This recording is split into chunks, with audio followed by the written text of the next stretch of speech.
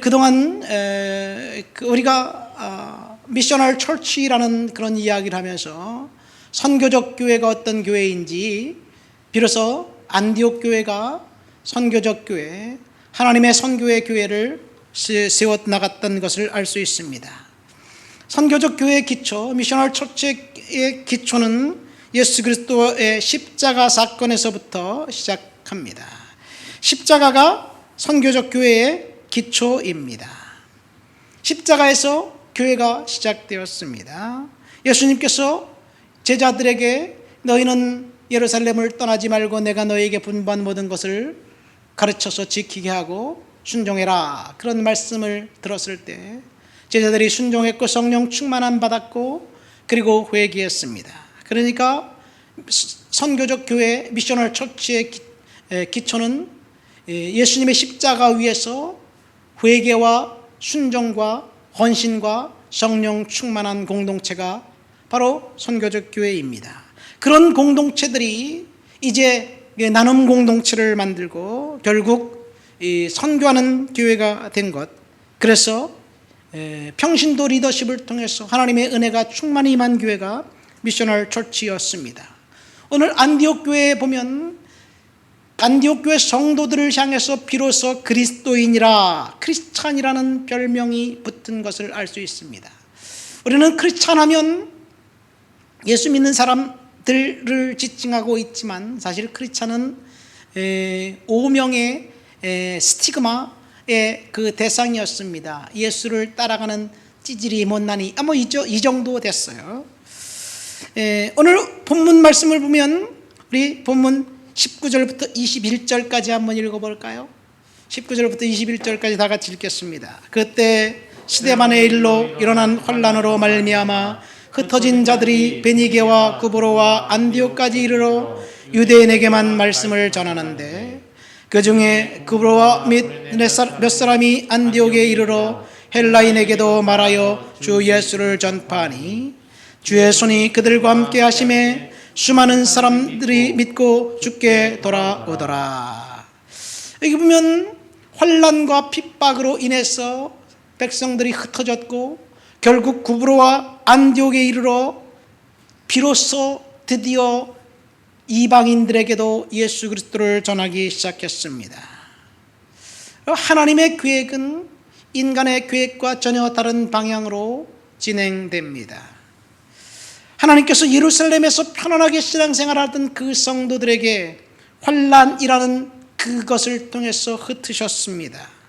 스데반이 순교한 그 사건이 결국 예루살렘에 있었던 성도들에게는 환난이 되었고 핍박이 되었고, 그리고 도저히 그곳에서 살 수 없어서 도망가서 각자 흩어진 곳에서 예수 그리스도를 증거하게 됩니다.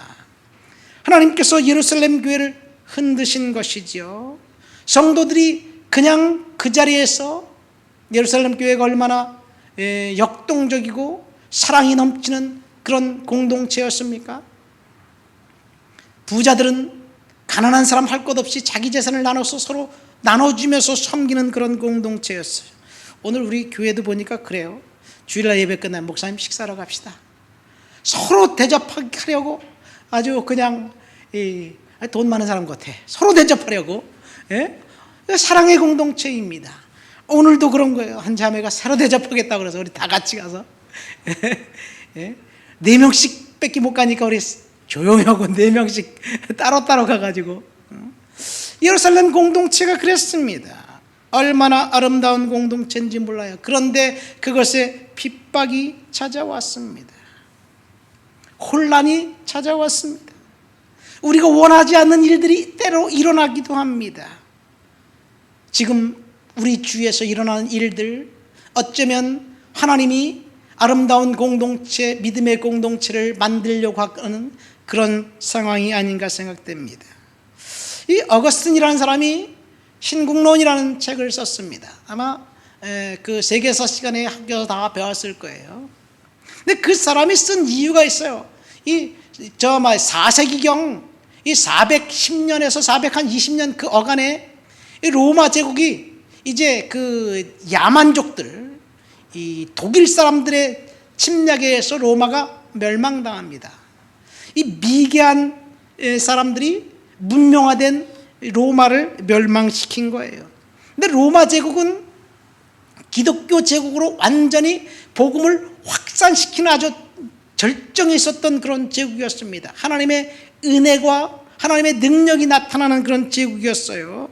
그런데 갑자기 이교도들이 침략하면서 혼란과 혼돈 속에 빠지고 맙니다. 이런 상황을 어째서 하나님께서 그런 상황을 허락하셨는지, 하나님의 나라, 하나님의 그 도시는 어떤 상황인지, 이런 이야기를 쓴 것이 바로 어거스틴이 쓴 시티 오브 갓이라는 책입니다. 거기에 보면 누구나 다루기 힘들어하는 고난이라는 주제를 다루고 있습니다. 우리가 고난을 겪고 있지만 그 고난 속에서 하나님이 일하시고 역사하신다는 이야기예요. 여러분, 이것이 오늘날도 동일합니다. 누구든지 고난은 싫어합니다. 누구든지 고난당하는 것을 회피하고 싶어합니다. 그런데 하나님은 그 인간이 원하지 않는 고난을 통해서 하나님께서 역사를 이어간다는 것. 예를 들어서 같은 불을 통과하지만 금은 정금처럼 빛나는 것이고 나무나 집, 풀 같은 것들은 없어지는 것이죠. 제가 어렸을 때 시골에서 도리깨질하는 것을 봤어요. 여러분, 젊은 사람 도리깨질 모르죠? 도리깨질하면 신나게 두드려 맞는 거예요. 두드려 맞으면 쭉정이는 날아가고 알곡만 모이는 거예요. 그러니까 도리깨질을 통해서 알곡은 모이게 되어 있습니다. 그렇지요. 그러니까 고난을 통해서 하나님께서 사랑하시고 하나님께서 은혜 베푼 사람들은 하나님께서 그의 성품을 정화시키고 시험시키고 그리고 발전시키는 거예요. 물이 고여 있는데 그 물이 한번 휙 그쳐 지나가면 흙탕물은 그냥 오물 냄새가 나는 거고, 향수는 그 한번 흔들면 향기 냄새가 나게 되어 있습니다. 지난 2년 동안 코로나의 전대미문의 힘든 상황을 우리가 지내고 있지만 그 상황 속에서 하나님께서 환난을 통해서 저와 여러분들을 견고하게 해 주실 줄 믿습니다. 고난을 통해서 안디옥까지 간 그 성도들이 과거에는 생각하지 못했던 일들을 하기 시작합니다. 이방인들에게 복음을 전하기 시작하는 거예요. 그래서 안디옥 교회가 이방인 선교의 첫 발을 내딛었습니다. 이것이 바로 미셔널 처치의 모델링입니다. 우리 좋은이웃 교회가 안디옥 교회를 모델 삼아서 앞으로 주님 앞에서 미셔널 처치의 기능을 다하게 될 줄 믿습니다. 지금까지 사역하면서 여러분, 안디옥 교회의 특징, 안디옥 교회 개척했던 그 사람들은 여기 본문에 보니까 이름 없는 무명의 사람들이었습니다. 누가 안디옥 교회를 안디옥까지 가서 그곳에서 헬라인들에게 복음을 전했는지 이름이 나와 있지 않습니다. 이름 없는 무명의 사람들을 하나님이 사용하신 것, 이것이 안디옥 교회의 특징입니다. 지금 제가 이 미셔널 처치의 이야기를 하면서 계속해서 평신도 리더십에 대한 이야기를 하고 있어요. 전통적으로 교회에서는 성직자가 리더십을 발휘하면서 성직자 중심으로, 목회자 중심으로 교회가 운영됩니다. 목회자가 반드시 있어야 되죠. 왜냐하면 신학을 공부하고 목회에 전문적으로 할 풀타임 사역자가 필요하기도 합니다. 그러나 중요한 것은 평신도들이 적재적소에서 하나님 앞에 순종하면서 하나님의 일을 하는 것, 그런 교회가 바로 미셔널 처치입니다. 사실은 이 하나님의 그 교회의 역사를 통해서 볼 때 성직자들을 하나님이 통해서 일하신 것보다 사실은 평신도들을 통해서 일하신 것이 계속된 교회의 역사입니다. 훈련된 평신도들이 하나님 앞에 성령 충만받고 하나님 앞에 그 소명받아서 자기 직업을 갖고 일하면서 하나님 앞에 충성하며 하나님께서 일할 때 하나님께서 우리 좋은 육교를 통해서 안디옥 교회처럼 미셔널 처치로 사용해 주실 줄 믿습니다. 그 성직자들은 이 교회를 개발하고 교회를 부흥시킨 것 같지만 사실 역사를 통해서 볼 때 그렇지가 않아요. 예를 들어서 종교개혁 당시 이 루터가 종교개혁을 했다고 우리가 알고 있죠. 루터는 천주교 사제 신부 수도사인 것 맞습니다. 그러나 루터 외에 깔빈이라든가 찌빙글이라든가 다른 수많은 사람들은 다 평신도들이었어요. 그로부터 200년 지나고 난 다음에 감리교 운동이 일어날 때 감리교도 마찬가지입니다. 미국으로 감리교와 다른 경건한 교단들은 평신도를 사용했던 감리교의 아버지 존 웨슬리 그리고 프란시스 에지베리라는 감독들의 헌신 때문에 미국에서 감리교회가 폭발처럼 부흥합니다. 사실 영국에서 부흥이 퍼지기 시작하자 감리교의 그 아버지인 존 웨슬레가 평신도들을 통해서 밴드를 조직하고 속회를 조직해서 부흥회를 하고 교회를 개척하기 시작했습니다. 많은 교회가 생기자 감리교에서는 이제 평신도들에게 설교문을 몇 편의 설교문을 지어주고 그 설교문을 가지고 암기해서 평신도들이 나가서 열심히 순회 설교하고 전도했어요. 단 몇 편의 설교만 가지고 그런 사역을 감당했는데 결국 전 미국 땅이 감리교의 부흥으로 인해서 새로운 부흥이 일어났습니다. 미국의 가장 큰 교단인 침례교회는 더합니다. 아예 신학을 공부하지 않은 사람들조차도 설교하고 목사 안수를 주는 그런 일들도 있습니다. 물론 순서가 신학을 공부하고 목사 안수 받고 설교하는 것이 아니라 일단 하나님 앞에 소명받고 설교하고 그 다음에 또 열심히 연구하고 그 다음에 책 읽고 신학교 가서 공부해서 목사 안수 받는 그런 순서는 뒤바뀌었을지라도 평신도 사역을 통해서 주님 앞에 충성했던 그런 일들을 우리는 알 수 있어요. 이 영국의 가장 유능한 가장 유명한 설교사는 목사님은 찰스 스펄전이라는 목사님이에요. 찰스 스펄전 목사님은 신학을 공부한 사람이 아닙니다. 16살 때 할아버지 목사님이 설교했던 설교를 따라하다가 목사님이 된 거예요.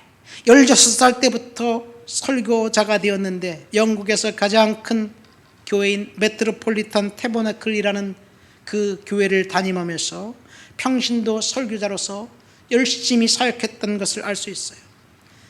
다양한 오순절 교단은 더욱더 평신도 사역을 열정적으로 했습니다. 중요한 것은 하나님 앞에 헌신된 사람들을 통해서 하나님이 일하신다는 이야기예요. 물론 교회가 커지고 그리고 행정적인 체계를 갖춰지면서 교회에서 풀타임으로 사역할 교회에서 급료를 지급받는 목회자들이 필요하기도 했습니다. 그러나 하나님께서는 평신도를 사용하셨다는 것, 오늘 본문에 보면 이름 없는 평신도 사역자들이 열심히 전도하고 교회를 세웁니다. 그래서 결국은 그리스도인이라는 별명을 얻게 됩니다. 저는 우리 좋은 이웃교회가 미셔널 처치에 대한 이야기를 하면서 평신도 리더십이 이제 앞으로 우리가 선교하고 설교하고 아이들을 가르치고 이런 사역을 저와 여러분들이 함께 하시게 되시기를 원하고 기도하고 있습니다. 이렇게 시작된 교회, 그래서 평신도들이 하나님의 열정을 품었던 교회, 21절 말씀 보세요. 주의 손이 그들과 함께 했다라는 이야기를 하고 있습니다.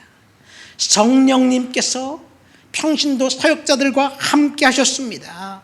우리 교회가 이런 일들이 있게 되기를 바랍니다. 22절 말씀 보세요.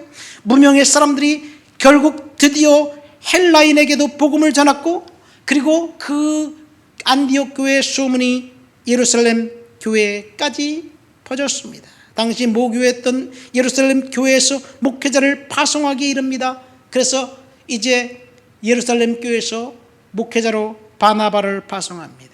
그래서 지금까지 이 그 사마리아의 교회를 개척했던 빌립의 이야기를 보더라도 빌립이 교회를 개척하니까 소문이 예루살렘 교회에서 들려서 예루살렘 교회에서 사도들을 파송해요. 계속 그런 패턴입니다. 안디옥 교회도 마찬가지예요. 평신도들이 하나님 앞에 순종하고 충성하면 소문난 교회가 될 줄을 믿습니다. 중요한 것은 하나님께서 여러분들과 우리들을 각자를 하나님이 부르신다는 사실. 그래서 내가 하나님 앞에 사명받은 일꾼이 되어야 된다는 사실을 믿으시기를 예수님의 이름으로 축원드립니다. 오늘 본문에 보면 바나바라는 사람을 평신도 리더로 이제 세워서 바나바를 목회자로 파송합니다. 바나바는 누구입니까? 여러분, 우리가 바나바는 사도행전 4장에서 제가 지난주에 말씀드렸나요?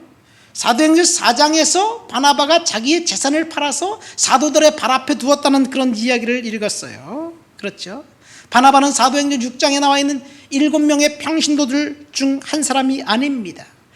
바나바는 예수님의 제자, 12제자 중 한 사람인가요? 그것도 아닙니다. 우리 보면 교회는 사도들의 신앙 고백의 터 위에 세워졌다고 이야기하고 있어요. 예수님이 이 사도들에게 교회를 세우라고 말씀하시고, 그리고 사도들이 신앙 고백 터전 위에 교회를 세웁니다. 그러니까 성경에 나와 있는 사도는 예수님의 12제자를 예수님이 직접 사도라고 말씀하셔요. 그러니까 사도들은 예수님의 12제자 중 한 사람입니다. 그러나 바나바는 제자 중 한 사람은 아니죠. 사도들은 또 이렇게 조금 확장해보면 예수님의 사역을, 예수님을 직접 눈으로 목격했던 사람들이 사도입니다.